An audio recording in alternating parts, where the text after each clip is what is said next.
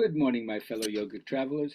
I'm mighty glad to be alive today, and I hope that you are too, as we continue to live, laugh, love, learn, linger, live the life we love.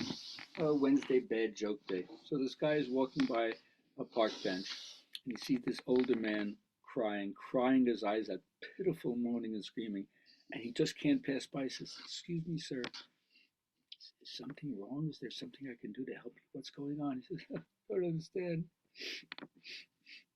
I was married for 50 years. My wife died, and just about 3 months ago, I met this wonderful young woman. She cares so much about me. She understands. She cooks for me. She makes love for me. It's fantastic." "So why are you crying?" "I forgot where I live." Okay, so I'm always talking about the relationship between suggestion, which means something you do with the conscious mind, and the subconscious mind, which is the reaction, the soil that the seed goes into. So the conscious mind is the watchdog at the gate, and it's supposed to protect your subconscious mind from false impressions. That means we're only supposed to use suggestions to ourselves that heal, elevate, bless, inspire, because suggestion cannot impose something on your subconscious mind that goes against the will of your conscious mind. So you're not going to be somehow hijacked and you don't know what's going on. So this is where you got to reach for the best feeling thoughts you can find. And yes, there's a lot of things that happen in life that are not pleasing, but don't beat the drum of that.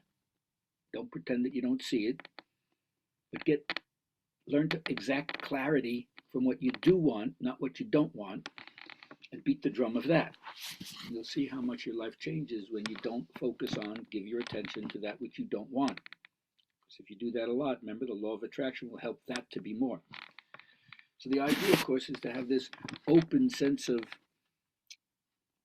pulsating with the vibrations of your surroundings, both within yourself and the world around you. Don't struggle against that. Feel the sensate aspect of every sight, sound, touch, taste, smell. The flow of life is whirling around you. It's thrilling. It's exciting in some way. Endless parade of all these pure forms. Dazzling, brilliant, ever-changing. Go with the flow, they say, right?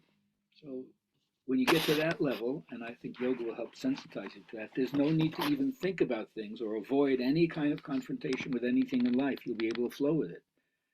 And this is not just from my male friends, but for anyone listening to this. We always distinguish in the men's work what's the difference between the savage man and the wild man.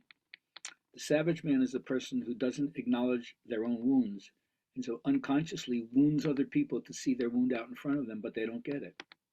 Whereas the wild man, the spontaneous energy, the depth energy, it's in touch with its own wound, and it's working on healing that. There's no need to wound other people. So you can unconsciously see your wound. You're aware of your wound. You carry it around with you, and you learn to work it in some way. And if you do that, you'll be more and more in flow, in tune with the Tao, as we say. And no matter how spiritual it's not an excuse for material carelessness. In fact, you should be integrated on the material plane and take care of business very, very differently. And the first thing they would say, if happiness isn't your destiny, there's no need to hurry. So more and more, just like in yoga, the more mastery you have, the more you want to serve.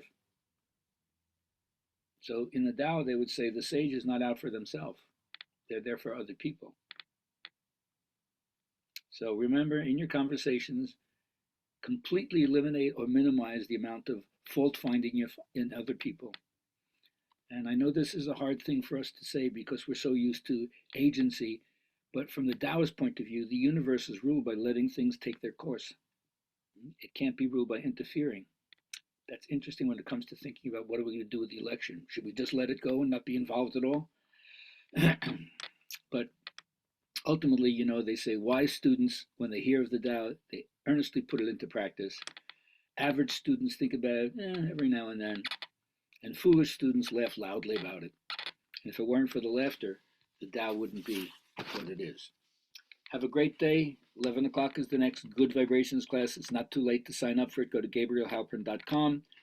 And if you can't make the class, still sign up and we'll send you the recording. Have a great day. Look forward to seeing you soon.